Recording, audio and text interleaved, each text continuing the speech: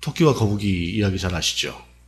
토끼가 있었습니다. 깡총깡총 잘 뛰는 토끼가 있었는데 어느 날 토끼 앞에 거북이가 보였던 모양입니다.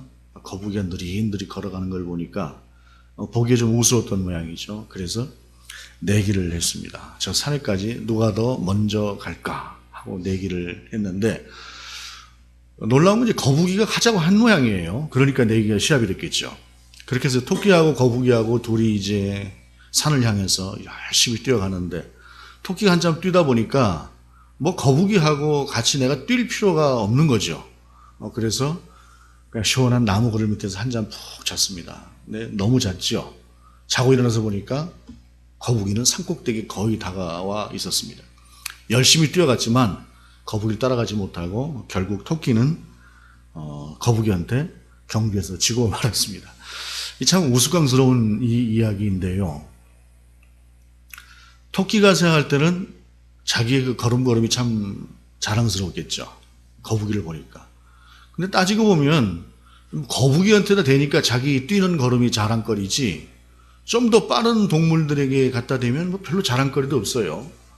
그리고 이걸 좀 바꿔서 생각해 보게 되면 육지에서나 토끼가 토끼지 경주하는 것을 바다로 옮겼다고 한다면, 물로 옮겼다고 한다면 거북이는 그나마 기어가기는 하지만 토끼는 아마 금방 유명을 달리했을 수 있을 것이다 하는 생각이 들어요. 그러니까 우리가 무엇인가 사안을 볼 때에 자랑도 하고 싶고 또 무엇인가를 얻고도 싶고 하지만 그 시야라고 하는 것이 한 곳에 국한되어 있으면 보이는 것만 보게 되거든요. 근데 그리스도인들은 그렇지가 않죠. 보이지 않는 것들을 바라봐요. 그리고 그 보이지 않는 것들을 바라보면서 그 속에서 그 무엇과도 바꿀 수 없는 자랑거리를 자기 속에 품고 사는 것. 그것이 그리스도인들이죠. 오늘 바울이 그 이야기를 우리 가운데 하고 있습니다. 1절에 보게 되면 무익하나마 내가 부득불 자랑하노니 라고 이야기를 해요. 자기가 지금 자랑을 해야 되겠는데 이 자랑이라고 하는 것을 내가 하고 싶어서 자랑을 하는 것이 아니라 하도 쓸데없는 것들을 가지고 주위에서 자랑을 하니까 너희들이 자랑하는 것이 도대체 지금 내가 경험한 것하고 한번 비교를 해봐라. 그게 자랑거리가 되겠나 하고 하면서 이야기를 꺼내는 것이에요. 저도 이 말씀을 준비하다가 무익하나마 부득불 제가 겪었던 한 가지의 이야기를 꺼내놓고 시작을 하고자 합니다. 제가 이제 부목사로 있던 교회에서 어느 날 천국을 갔다 왔다고 하는 한 사람을 데려다가 간증을 했어요. 간증을 했는데 천국에 대해서 이렇게 저렇게 이야기를 하는데 뭐 다들 그냥 아멘 아멘 하고 얼마나 깊이 빠져들어가는지 모르겠어요. 그런데 저는 그것을 보는 순간에 그냥 사기예요. 만들어낸 이야기지요. 하나님의 나라가 그런 종류가 아닌데 그냥 그런데 이제 제가 이제 부목사 입장이 되다 보니까 뭐 다르게 이야기할 수도 없고 하는데 어느 한참 클라이맥스로 가는데 이건 사기도 너무 사기예요. 그러니까 제 속에서 확 분노가 치밀어 오르더라고요. 그러면서 순간적으로 그 강사를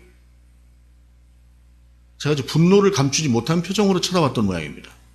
근데 제가 이제 화가 나면 좀 표정이 그렇게 썩 좋진 않아요. 그래서 그 강사를 이렇게 노려보는데 강사가 처음에는 눈을 좀 피하다가 어느 한순간에 딱 보니까 악한 영이 그에게 싹 들어가더라고요. 순간적으로 싹 들어가는데 여러분이 그걸 보면 악한 영이 들어가는 걸 어떻게 이제 목사님은 보십니까 하는데 그게 보이는 때가 있습니다. 순간적으로 딱 들어가더니 그때부터 한 10분간 저하고 아무도 모르는 저하고의 영적인 전쟁이 시작이 됐어요. 한 10분 정도. 뭐 결국 제가 이겼습니다만은 보게 되면 이런 사기도 세상에 있습니다. 이런 사기도 있고 그 강사가 분명히 알았을 거예요. 영적으로 저한테 졌다고 하는 사실을. 그리고 자기가 그 앞에서 부끄러움을 당했다라고 하는 사실을 알 텐데 지금도 여전히 그러고 다니더라고요. 왜냐하면 업이니까. 그게 먹고 사는 길이니까. 얼마 전에 우리 교단에서 그 2단으로 정지하려고 했던 때가 있었어요. 그런데 또 와서 정지하려고 하면 납작 엎드리고 그런 게 아닙니다 하고 이야기를 하게 되면은 그냥 또 굳이 또 2단으로 정지하겠나 싶어서 봐주기도 했던 그런 분 이야기인데 여러분 혹시라도 내가 천국에 갔다 왔습니다 라고 이야기를 하는 사람들 이야기를 들으면은 열의 9은 제가 생각할 때는 뭐 100이면 100 다 거짓말 같지만 그래도 혹시 그 중에 하나가 진실이 있을 수 있으니까 열의 9은 거짓이다 생각을 하시면 됩니다. 그것은 자기가 만들어낸 이야기예요. 천국을 조금 볼 수는 있어요. 조금 볼 수는 있는데 그 조금 본 것에다 자꾸 더하고 나서 자기 스스로 스토리를 만들어서 그 사람들에게 잘 통하니까 그것을 가지고 업을 삼고 다니는 것인데 이것은 하나님의 나라를 빙자하여 자기의 돈벌이 수단으로 여기는 사실은 악한 짓입니다. 그런데 관심을 갖지 마시기 바랍니다. 바울이 오늘 본문에서 이야기를 하고 있는 것이 바로 그런 얘기예요. 무익하나마 내가 부득불 자랑하노니 주의 환상과 계시를 말하노라. 자꾸 주위에서 내가 환상을 봤다, 계시를 받았다 라고 하는 이야기들을 하니까 바울이 자기의 경험을 이야기하는데 2절을 보게 되면 내가 그리스도 안에 있는 한 사람을 아노니 라고 이야기를 해요. 내가 직접 봤다라고 하는 것이 아니라 그나마도 내가 한 사람을 알고 있다 라고 이야기를 하는 것입니다. 그러면서 그 다음에 그는 14년 전에 셋째 하늘에 이끌려 간 자라라고 이야기를 해요. 14년 전에 셋째 하늘에 올라갔었다. 우리로 말하자면 2004년 정도에 있었던 일이다라고 하는 것을 이야기하는 것이에요. 이것은 14년 동안 한 번도 이야기 안 했던 이야기를 꺼낸다는 것입니다. 왜요? 그것이 본문 앞쪽에서 얘기하는 것처럼 무익하기 때문에 그렇습니다. 이것이 해가 된다는 이야기는 아니에요. 해가 되는 것은 아닌데 이것이 유익할 것이 없다는 거예요. 그렇기 때문에 14년 동안 이야기를 하지 않았다는 것이에요. 그런데 놀라운 것은 무익하다라고 하고 부득불 이야기한다라고 하면서 꺼낸 그 이야기가 셋째 하늘에 이끌려 올라갔던 이야기다라는 것을 이야기합니다. 셋째 하늘이 뭐냐? 유대인들에게는 개념이 1천층, 2천층, 3천층의 개념이 있어요. 1천층은 뭐냐면 우리가 보이는 새들이 날아다니고 하는 그 공간, 우리가 살고 있는 땅과 새들이 날아다니는 그 하늘, 저 멀리 있는 하늘이 아니라 우리가 보이는 하늘, 그래서 그 하늘과 우리가 살고 있는 땅이 1천층이에요.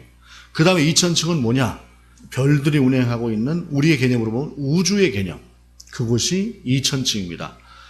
3천층이라고 하는 것은 하나님이 천사들과 더불어 계시는 공간, 우리로서는 볼 수 없는 그러나 또한 하나님께서 함께 하시는 그 공간, 그 공간을 3천층이다라고 이야기를 했어요.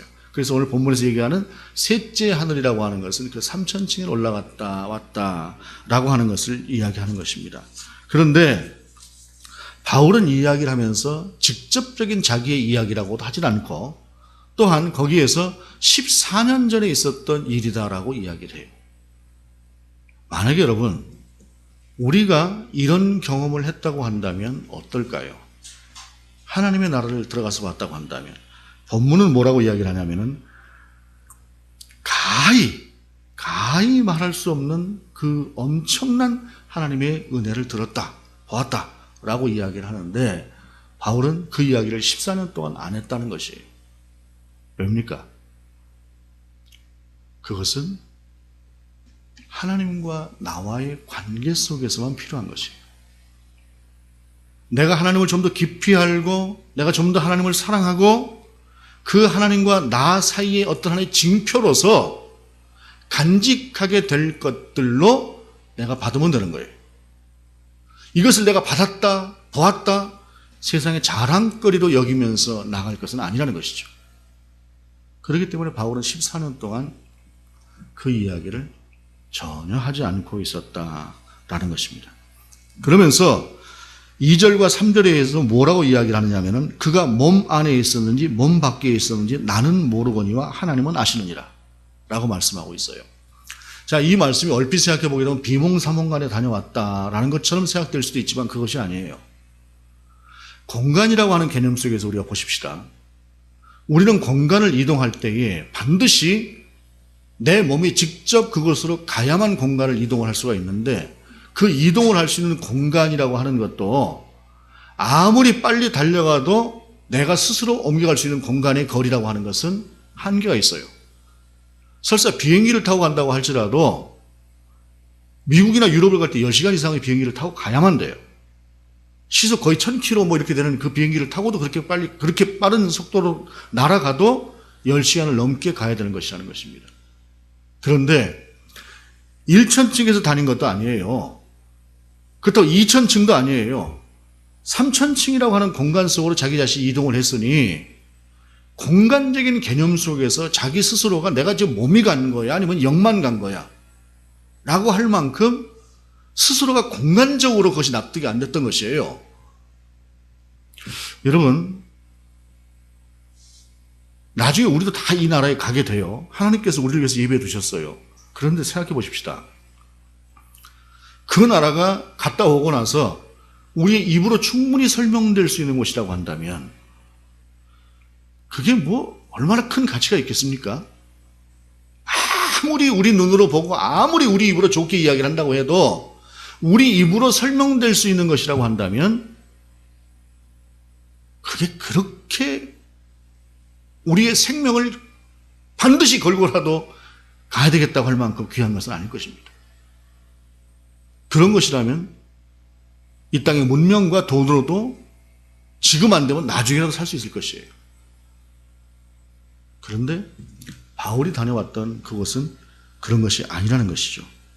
4절에 보게 되면 그가 낙원으로 이끌려가서 말로 표현할 수 없는 말을 들었으니 사람이 가히 이르지 못할 말이로다. 얼마나 담백하고 얼마나 우리로 하여금 상상력에 상상력을 더해서 생각해 볼 수 있는 말입니까? 바울이 얼마나 논리적인 사람이에요? 얼마나 설명을 잘하는 사람입니까? 근데 그 사람이 입으로 설명이 되는 게 아니에요. 설명이 가능한 공간이 아니라는 거예요. 가히 말로 할 수 없는 그런 곳이라는 것입니다. 그래서 내가 몸으로 갔다 온 건지 그냥 갔다 온 건지도 자체도 모를 만큼 어마어마한 것들을 내가 보고 왔다라고 하는 것을 이야기하고 있는 것이죠. 그런데 5절에 보게 되면 이렇게 이야기를 해요. 5절 6절에 내가 이런 사람을 위하여 자랑하겠으나 나를 위하여는 약한 것들 외에 자랑하지 아니하리라. 이런 사람을 위하여 그런 것들을 보고 그런 것들을 크다고 생각하는 사람들, 내가 천국에 가봤는데 천국이 막 이렇더라, 하나님께서 내게 계시를 주셨는데 내가 이런 계시를 받았어, 이런 것들을 자랑하는 사람들이라고 한다면 그 앞에는 내가 자랑하겠다는 거예요. 그들에게는 너 요만큼 봤지? 나는 네가 팔을 아무리 벌려도 표시할 수 없을 만큼 큰 것을 봤어, 이렇게 자랑하겠다는 거예요. 그러나 나를 위하여는 약한 것들 외에 자랑하지 아니하리라 라고 말해요.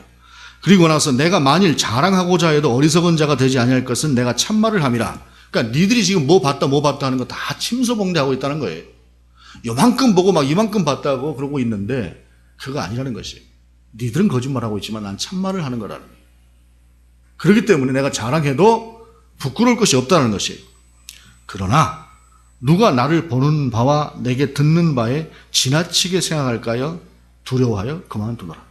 내가 그런 것들을 봤다고 한다면 내가 전하는 예수 그리스도보다도 그 엉뚱한 것은 아니지만 어찌 보기에도 본질이 아닌 것들을 보면서 자기 자신을 너무 크게 여길까 봐 그래서 그걸 그만두겠다는 것입니다. 그리고 자기는 약한 것을 차라리 자랑하겠다라고 이야기를 하는 것입니다. 참 어찌 보게 되면 우스운 말입니다.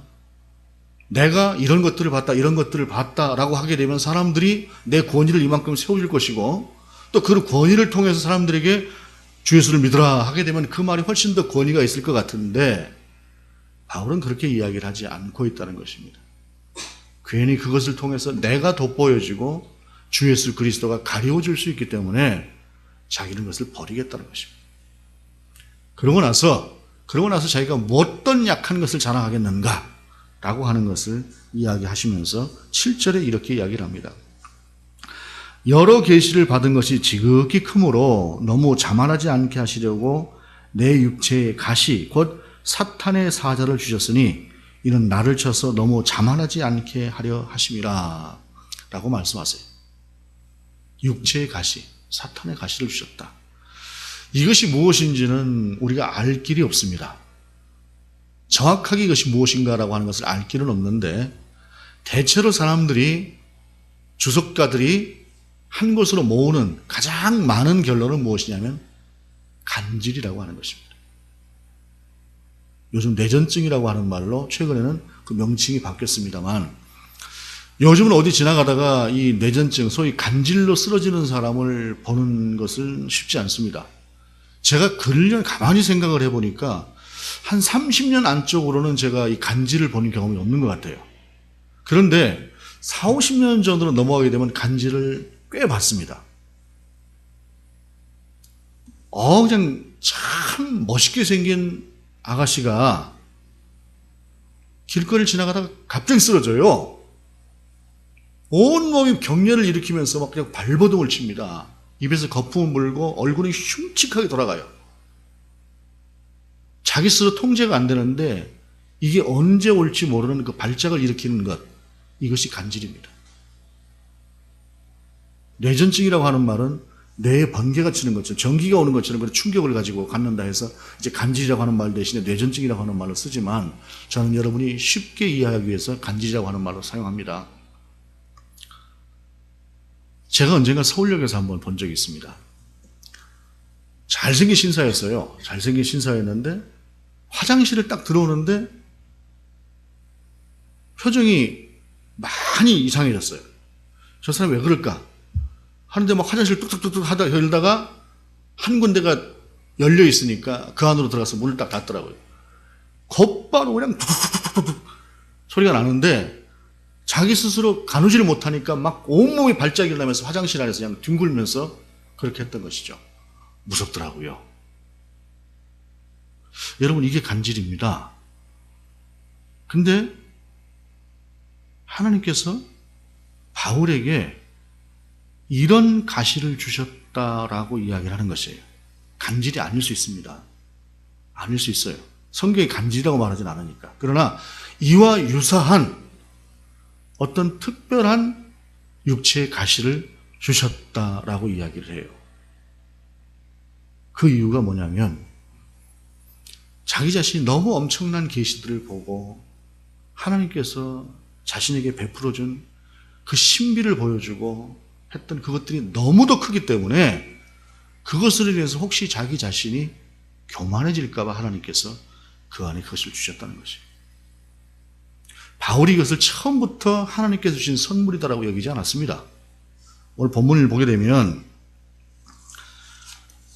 이것을 위해서 바울이 3번 하나님께 기도했다라고 말씀하고 있습니다. 8절에 보게 되면 이것이 내게서 떠나가게 하기 위하여 내가 3번 주께 간구하였더니 라고 말씀하고 있습니다. 3번 주께 간구했다. 여러분, 바울은 사도행전에 보게 되면 죽은 사람도 살렸습니다. 그가 기도해서 그런 사람이었습니다. 그의 기도의 능력이라고 하는 것이 우리의 기도의 능력과 비교할 수 있는 수준의 기도의 능력이 영성이 아니었습니다. 그런데 그가 3번 기도했다라고 하는 것은 적어도 2번 기도했을 때까지 하나님께서 그에게 침묵하셨다는 것을 이야기하는 것입니다. 우리가 하나님 앞에서 아무리 간절하게 기도해도 하나님께서 침묵하실 때가 있습니다. 생명을 걸고 하는 것 같은 그런 기도를 하고 곧 죽을 것 같은 절박한 마음으로 하나님 앞에서 기도한다고 할지라도 하나님께서 우리 기도 가운데 침묵하시는 때가 있습니다. 바울이 기도한 그 기도에도 하나님께서는 2번 침묵하셨습니다. 그리고 3번 기도할 때에 3번째에 바울이 그랬겠죠. 하나님께서 침묵하시니까 무슨 이유가 있겠지. 하나님 앞에 기도하니까 하나님 말씀 안 하시잖아요. 무슨 이유가 있으시겠지. 근데도 괴롭지 않겠습니까? 본인이 이 육체의 괴로움도 괴로움이지만 내가 명색이 사도로서 밖에 나가서 복음을 전한다고 하는데 갑자기 이런 증세가 일어날 때에 이게 덕이 되겠는가 하는 그런 생각을 하니까 더 하나님 앞에서 기도했겠죠. 근데 제가 생각해 볼 땐 그랬을 것 같아요. 이것이 만약에 간질이라고 한다면 공중 앞에서 복음을 전할 때 하나님께서 그에게 이것을 주시지는 않았을 것 같습니다. 복음을 다 전하고 왔을 때 옆에 의사인 그리고 자기를 수행하는 누가가 있고 그런 수행원들이 있고 그럴 때에 갑자기 일어나서 발작을 일으키고 한다거나 하는 그러한 상태인데, 그런데 여러분 그러한 병을 앓고 있다 보면 이게 제자들 앞에서만 이러는 것이 아니라 만약에 공중 앞에서 사람들에게 복음을 전하다가 내가 이런 일을 겪는다면 이건 그러지 말라는 법이 없으니까 크게 두려웠겠죠. 본인의 힘듦도 힘들이지만. 그래서 하나님 앞에 또 기도를 했는데 하나님께서 또 침묵하신 거예요. 그리고 나서 얼마의 시간이 지나고 그래도 안 되겠다 싶어서 하나님 앞에 또 기도했더니 하나님께서 하시는 말씀이 9절의 말씀입니다. 나에게 이르시기를 내 은혜가 내게 족하도다. 내가 너에게 충분히 다 줬어. 더 이상 은혜를 베풀 게 없어. 이 말씀을 바울이 들은 것이죠. 그리고 나서 그 다음에 아니 어떻게 이것이 은혜가 됩니까? 라고 물으니까 하나님께서 이는 내 능력이 약한 데서 온전하여짐이라 하신지라.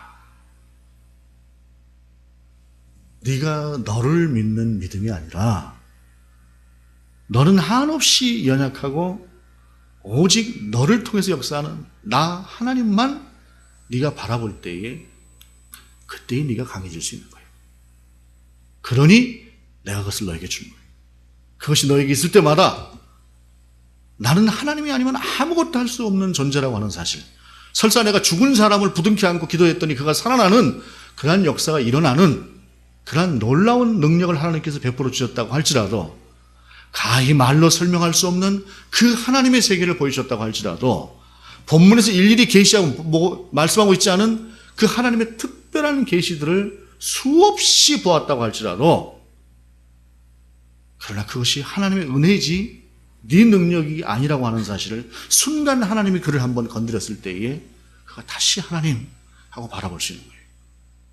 그리고 이것은 그것을 하나님께서 주시지 않았으면 바울도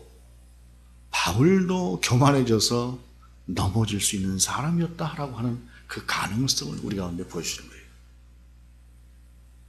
바울과 같은 그 엄청난 사람도 하나님 앞에서 하나님만 바라볼 수 있는 그 육체의 가시를 하나님께서 그에게 주시지 않았다고 한다면 교만해져서 어느 순간인가 넘어질 가능성이 있는 그러한 사람이 바울이었다는 것입니다. 그래서 그에게 가시를 주셨고 너에게 준 그것이 내 은혜에 가장 넘치는 것이다 라고 하는 것을 본문은 말씀하고 있다는 것입니다. 그러면서 바울은 그러므로 도리어 크게 기뻐함으로 나의 여러 약한 것들에 대하여 자랑하리니 이는 그리스도의 능력이 내게 머물게 하려 함이라. 니들 나 육체에 연약한 거 보고 뭐라고 판단하지? 그런데 그거 아니야. 그거는 하나님께서 나에게 주신 은혜야. 그 약한 것들을 통해서 내가 오직 하나님만 바라볼 수 있게 하시기 위한 하나님의 은혜인 것이야 라고 바울은 당당하게 전할 수 있는, 약한 것을 자랑할 수 있는, 니들은 요만한 거 보고 막 크게 봤다고 자랑하지 나는 그런 거 자랑하지 않을 거야. 나는 그저 내가 이 약한 모습, 내가 이 부족한 모습, 그것을 통해서 하나님께서 일으키시는 놀라운 역사들, 오직 그것만을 자랑하겠다고 이야기하고 있는 것이다 라고 하는 것입니다. 그러면서 10절에서 바울은 이렇게 이야기를 합니다. 이 부분은 제가 새 번역으로 읽어드리겠습니다. 새 번역으로. 그러므로 나는 그리스도를 위하여 병약함과 모욕과 궁핍과 박해와 곤란을 겪는 것을 기뻐합니다. 내가 약할 그때에 오히려 내가 강하기 때문입니다. 이렇게 고백하고 있습니다. 제가 젊은 날 이 말씀을 보면서, 이와 비슷한 말씀들을 보면서 저는 참 두려웠습니다. 왜냐하면 혹시 하나님께서 저도 바울과 같이 만드시지 않을까. 그런데 어느 정도 시간이 지나고 나니까 바울과 나는 그릇이 틀리더라고요. 그래서 그럴 걱정은 없겠다 싶어요. 그런데 이 말씀을 보고 준비하면서 지금 이 나이가 돼서 느끼는 것은 뭐냐면, 그렇게 기쁠 수 있다면, 그렇게 하나님과 함께하는 기쁨이 크다고 한다면 나도 그러고 싶어 라고 하는 생각이 뒤늦게 듭니다.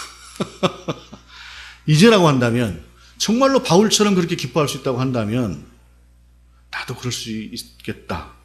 그리고 한쪽으로 조심스러워요. 굉장히 조심스럽지만 나도 그러고 싶다. 물론 이제 나도 그러고 싶다 하다가 아니야 이거는, 이런 생각이 듭니다만은 그런 생각이 들어요.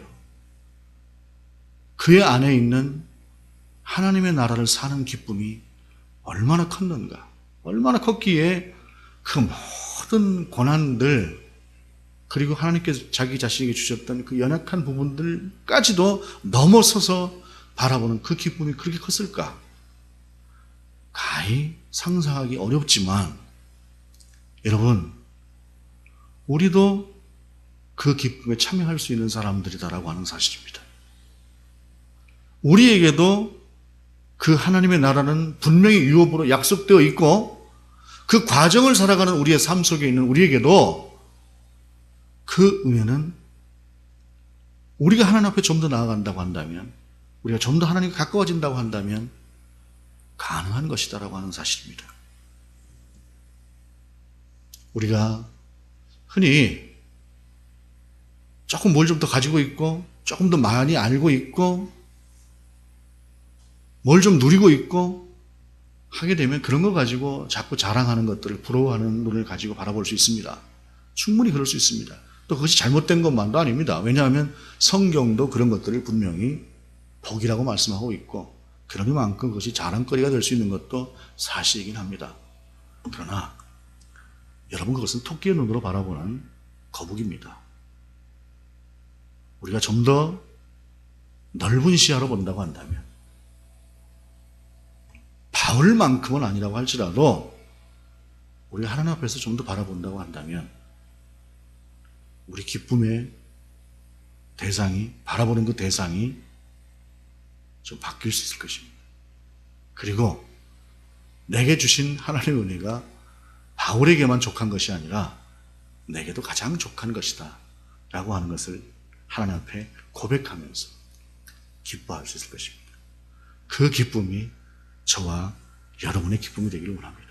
기도하시겠습니다. 하나님, 약한 것이 오히려 자랑이라고 하는 그 자랑, 우리가 어찌 보면 참 약한 사람일 수 있는 그런 존재들인데, 우리가 어찌 보면 참 부족함이 많은 존재들일 수 있는데, 하나님 그 약함, 그 부족함도 오히려 하나님께서 우리 가운데 베푸신 은혜라고 하는 사실을 다시 한번 우리가 바라볼 수 있게 하시고, 그 안에서 오히려 자랑이 되는 우리의 믿음이 될 수 있도록 인도하여 주옵소서. 예수 그리스도의 이름으로 기도드립니다. 아멘.